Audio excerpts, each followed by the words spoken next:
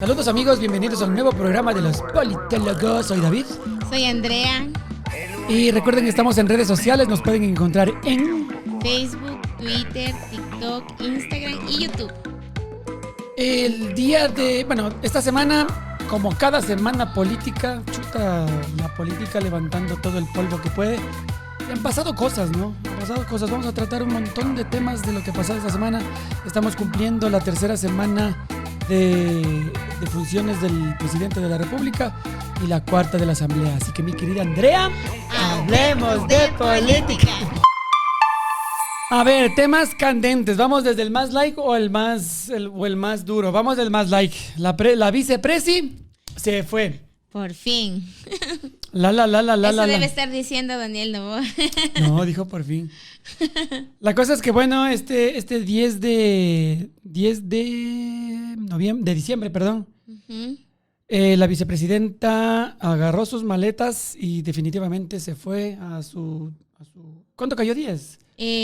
Domingo. Entonces no, fue el sábado. Se tenía que presentar el domingo en la embajada de Israel en Tel Aviv. Un dato que hay que decirlo de esto, ¿no? Ella no se va a una zona de conflicto.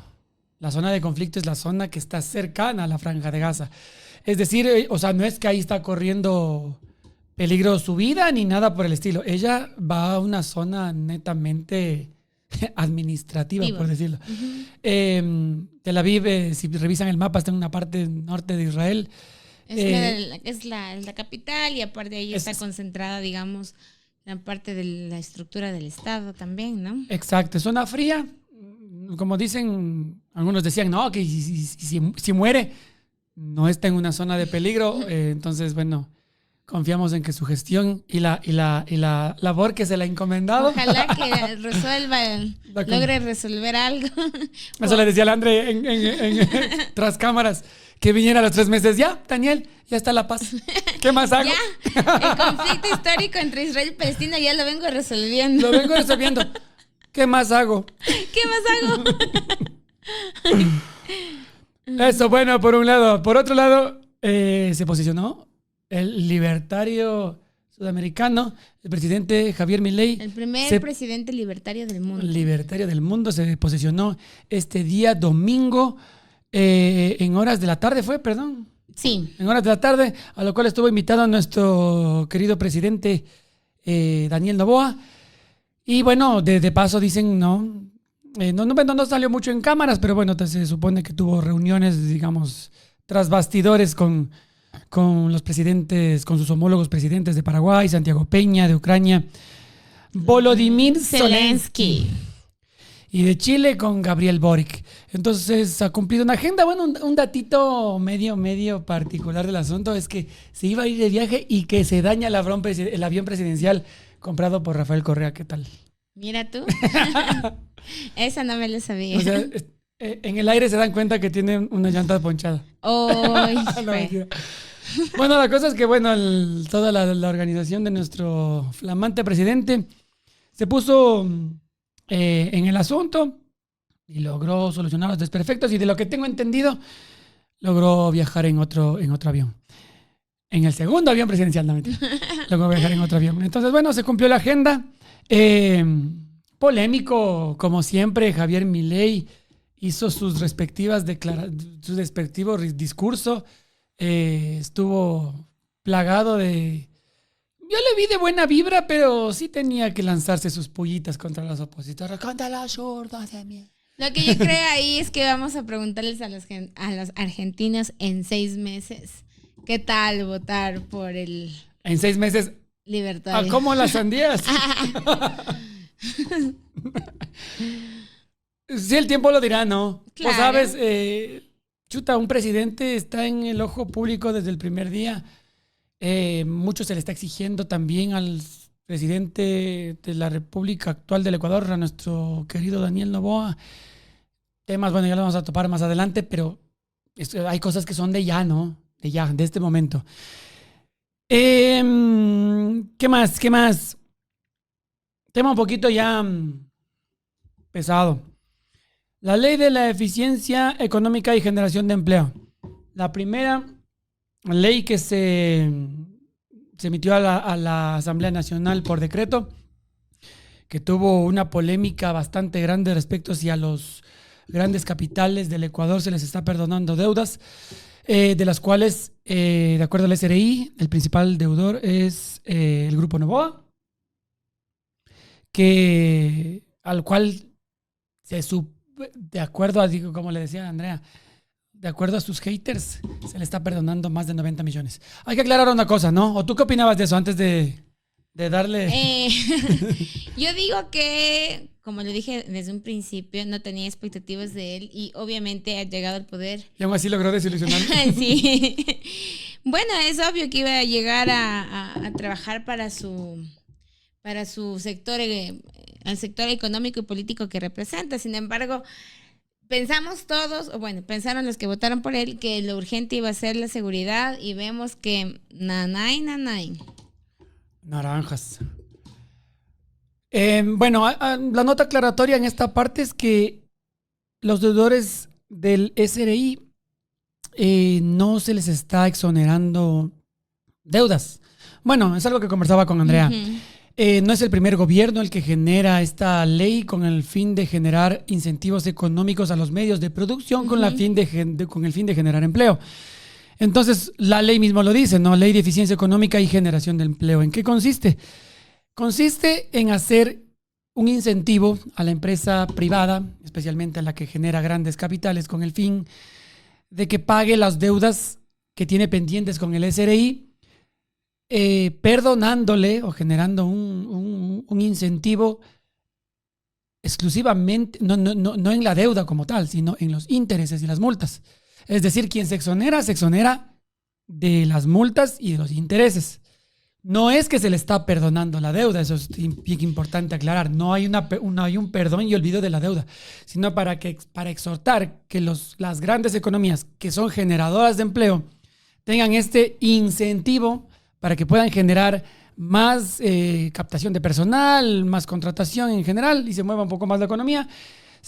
Que con tal de que paguen, se les exima de los intereses y las multas. Sí, esto de hecho también lo había implementado en un inicio Rafael Correa. Exactamente, ¿no? Es la tercera vez la tercera presidencia que lo implementa. Sí, pero también bajo el contexto actual, sí, también sería importante que el presidente Daniel Noboa revise, digamos, las deudas de los sectores populares, ¿no?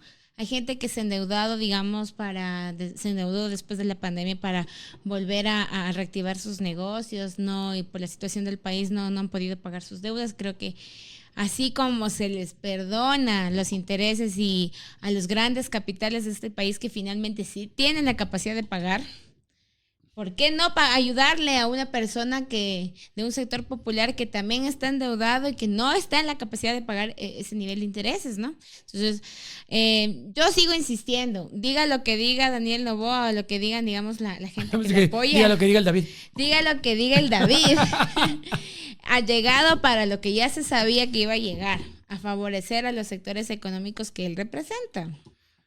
O sea, definitivamente no se puede descartar eso, ¿no? Si alguien, bueno, lo que vivimos diciendo más bien, si un presidente pertenece a un sector económico, definitivamente, o sea, tarde o temprano, definitivamente va a beneficiar a su sector económico.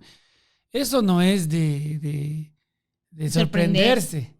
Bueno, más bien lo que a mí me ha sorprendido es que han sido presidentes que han salido de sectores populares. Se han olvidado de que pertenecen a un sector popular y se hacen aliados de los grandes empresarios. Eso para mí es más deleznable, creo. Claro que sí. ¿Qué opinas vos? Pues sí, de todas maneras, lo que sí es urgente en el país en este momento y después de la coyuntura de los 4 niños asesinados en el Guasmo Sur, se le hace un llamado, de hecho es un llamado que se lo hizo Jan Topic a que empiece a trabajar en el tema de seguridad, ¿no? Ya son 3 semanas y yo veo sinceramente que Daniel Noboa no es un presidente que le guste mucho como hablar, su discurso dentro de la posesión fue muy eso fue una gran crítica. No tiene, pues para ser un presidente joven, no está como decíamos, no está como, no sé, como Nayib Bukele presente.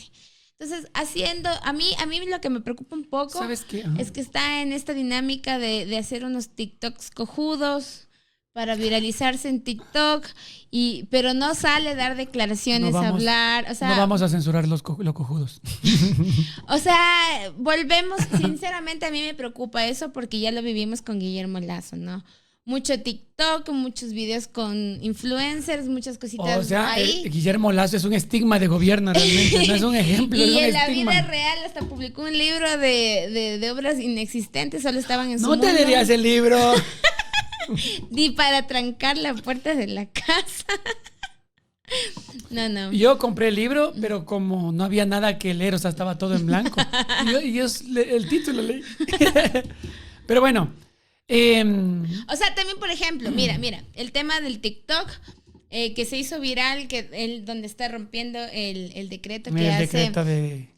que es el tema de la derogación de la tabla de drogas, y cuando te pones a investigar, realmente no derogó nada. No derogó nada. Es que esa es una medida que debe estar presente, porque es lo que le permite a la ley saber bajo qué instancia actuar. Entonces le encarga si rompe, a otra sí que dice que no hay ley. No. Le encarga a otra función del Estado que le estudie para derogarla, y luego sale este señor de la judicatura a decir que... Wilman Terán. A decir que para poder, si no va a haber la tabla de consumo, entonces va a tocar crear un estatuto legal que permita diferenciar consumidores de vendedores. Entonces, finalmente, la tabla de drogas tiene una finalidad para poder diferenciar el consumidor del vendedor. Exactamente. Y él más hizo un show en TikTok.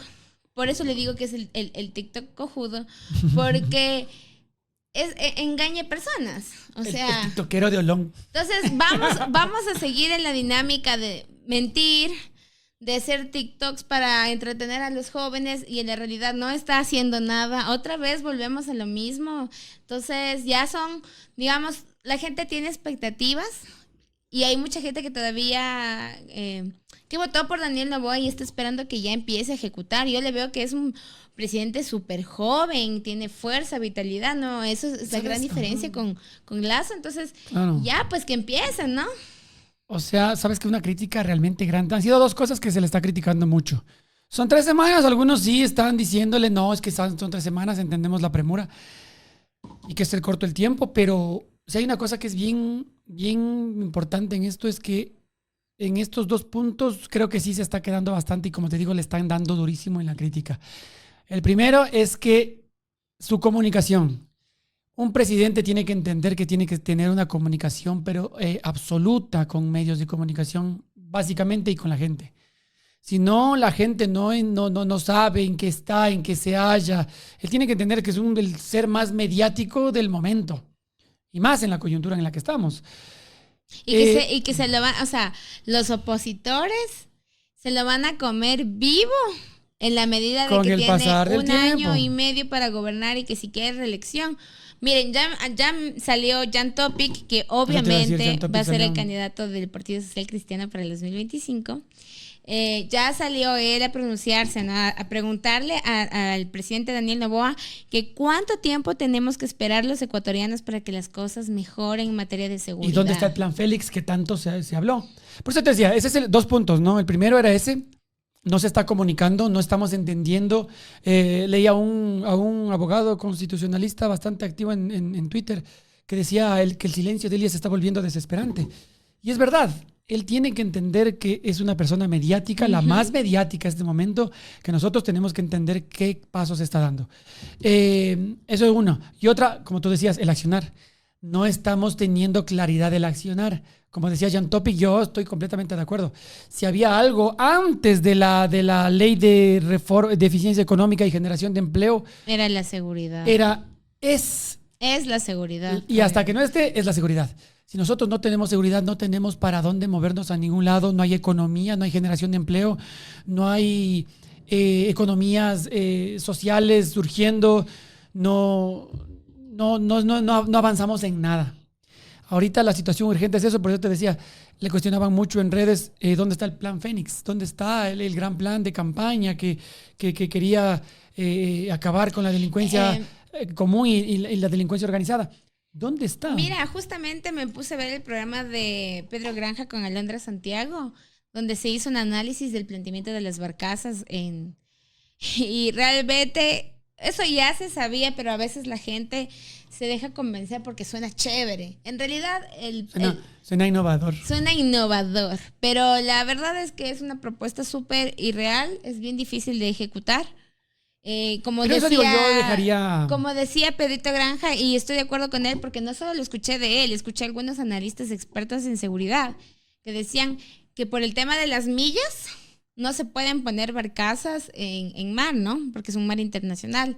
La cuestión también era preguntarle de dónde van a salir los recursos para mantener policías, fuerzas armadas, guías penitenciarios sobre el mar. ¿Y cómo va a ser las leyes en alta mar? En alta mar. Entonces, son como cosas que en campaña se dicen para cautivar a la gente que está desesperada por la inseguridad o que está siendo víctima de la inseguridad, ¿no? Pero ahora ya, como les decíamos, una cosa era Danielito en campaña y otra cosa ya es frente, o sea, en el poder, ¿no? Danielito in situ. Veamos, yo no le veo. Verle ya en el campo de acción ya es otra cosa. Ahora, lo que te decía de Guillermo Lasso, su gobierno es un estigma. Hablábamos la otra semana de que en todo caso la vemos positiva esta cuestión de que Daniel Noboa generó un proceso de negociación, no de pactos escritos en piedra, pero sí un proceso de negociación. Acuerdos de gobernabilidad. Acuerdos de gobernabilidad, exactamente, esa es la palabra. Que le permitan a él estar en un estándar de tranquilidad política para poder trabajar bien a sus anchas, sabiendo que tiene un apoyo legislativo fuerte. Pero en cambio, a estas alturas de la vida, estamos, y ya cuando ya lo tiene todo, diríamos, ¿no? Ya debería estar ejecutando. Ya deberíamos estar, y ayer subí un editorial, que lo revisen en todas nuestras redes, como los politólogos ese. Yo decía que no, ya son, o sea, sí es bien corto el tiempo, pero la urgencia, y a la final de todo son 3 semanas donde se supone que es un plan que lo traían previamente, o sea, algo solo para llegar y ejecutar.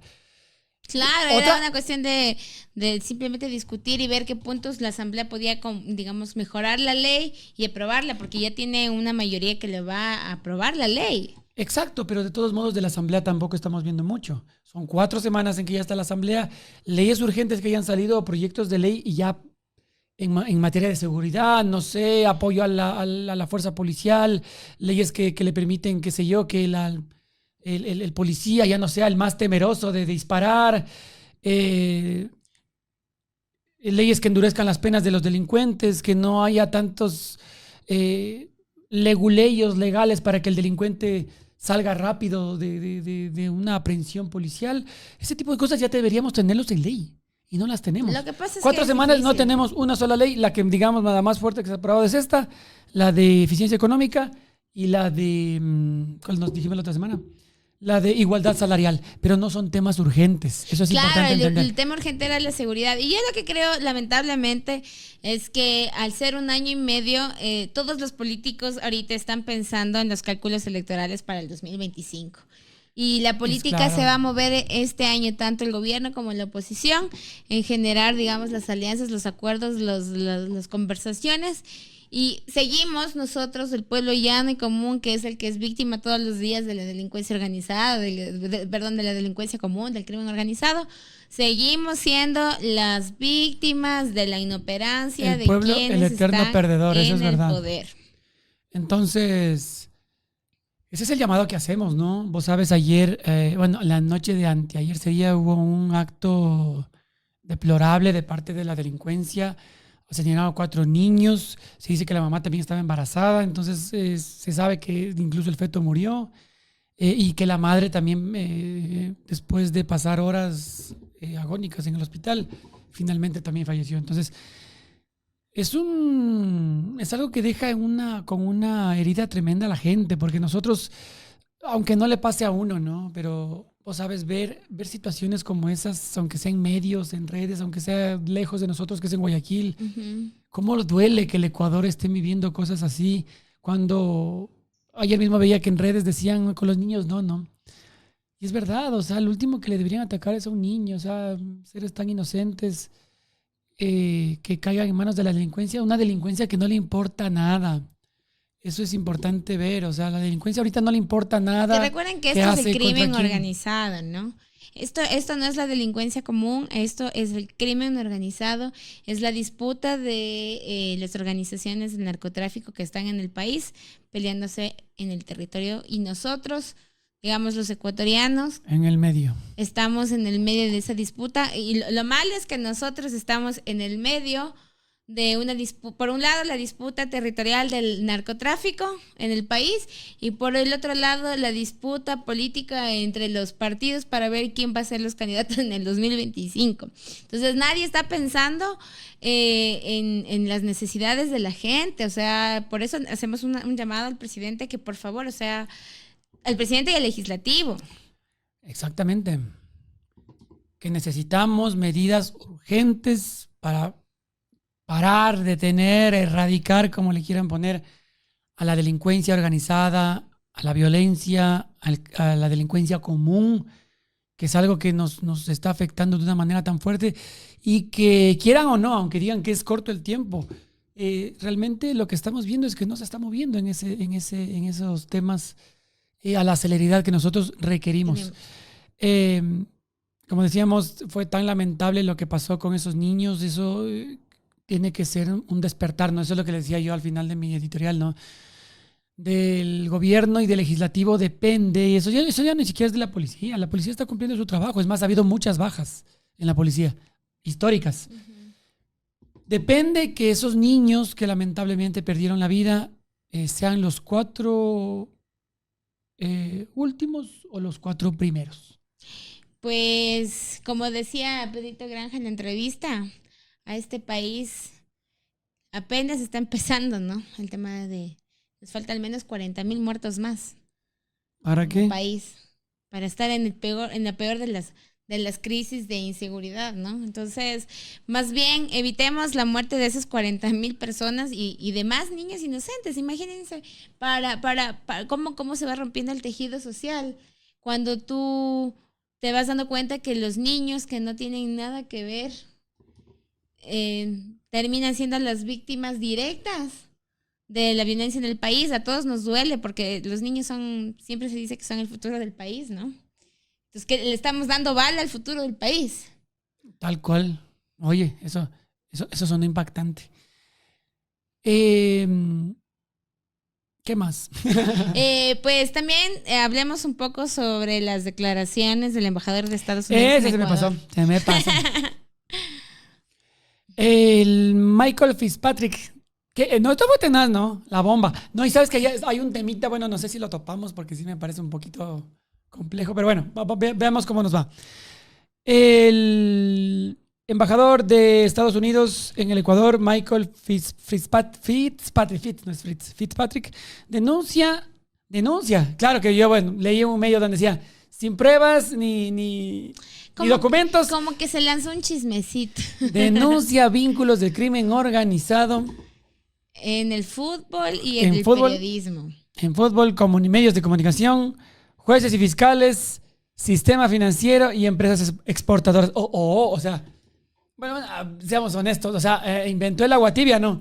Vean, todos los expertos en criminalística dicen, el dinero del narcotráfico para hacerse legal tiene que entrar a la empresa privada. Exactamente. Y para poder puede estar en todo. Circular tiene que estar en un banco. Entonces, nosotros debemos dejar de creer el cuento de que el narcotráfico tiene que ver con el Estado y empezar a reconocer que los actores del narcotráfico son empresas privadas que se prestan para los negocios de ellos y la banca privada. Pero no solo se prestan. El mismo lavado de activos consiste en fundar empresas de dinero sucios para blanquearlos. O sea, fue algo que se puso en la opinión pública, digamos, porque son las declaraciones de un embajador de un país grande. Pero ¿no? más bien suena como a chisme, o sea... Pero es como decir... sorpresa. Gracias por decir, no lo sabía. O sea, si usted no me lo dice, yo me imagino. Ni me lo lía. Por favor, o sea, lo del fútbol. Pues, Pablo Escobar en los años 90 financiaba equipos de fútbol. Claro, el Millonarios era de claro. Y periodistas, por favor, o sea, extorsionadores en el periodismo, señores, pero si Jan Topic le dijo a Cristian Zurita que... En los medios de comunicación, oh my God. O sea, por favor, sí. Oh my God. Hay periodistas acusados ¿Cómo es posible de este decir suceso? a la gente, mira, yo sé esto de ti, pero si me pagas, te doy protección mediática. O sea, por favor, aunque no tengan vínculos con el narcotráfico, están actuando como delincuentes mediáticos. Es una cosa que se rumorea, ¿no? O sea, como yo leí una nota que dice, sin documentos y sin pruebas contundentes, simplemente... ¿Y ustedes de dónde creen que sale Se lo lanzan. tanta? A ver, pero hay que, solamente razonando, tanta información que se filtra, investigaciones que tienen que mantener la reserva porque son investigaciones muy delicadas, se filtra a ciertos periodistas y a ciertos medios. ¿Por qué? O sea, ¿cómo tuvieron qué sospechoso? qué sospechoso. Entonces, ¿Cómo tuvieron la exclusiva? porque my son God. muy buenos periodistas investigando, por favor. No, claro, no siempre. Investigaciones con una reserva que son súper importantes, que el momento que se hacen público lo que hacen es dañar esas investigaciones. Entonces, ahí habría que... O sea, no nos sorprenden las declaraciones, pero a mí sí me parece que el embajador... Eso de contarlo a modo de chisme, sin decir, miren, Claro. aquí están las pruebas, las voy a Aquí dejar es en con fiscalía. papeles, claro. Fiscalía, por favor, inicie la investigación en base a las pruebas. Sigue siendo como algo también sospechoso. Algo muy light. ¿Por qué? Ahí les lanzo la piedrita. ¿Por qué no hay nombres específicos? O sea, y como ayer yo le escuchaba al Pedro Granja y me parecía increíble. Y él decía... Es que no es que el embajador no sabe. Lo que pasa es que los que están metidos en el asunto son sus amigos.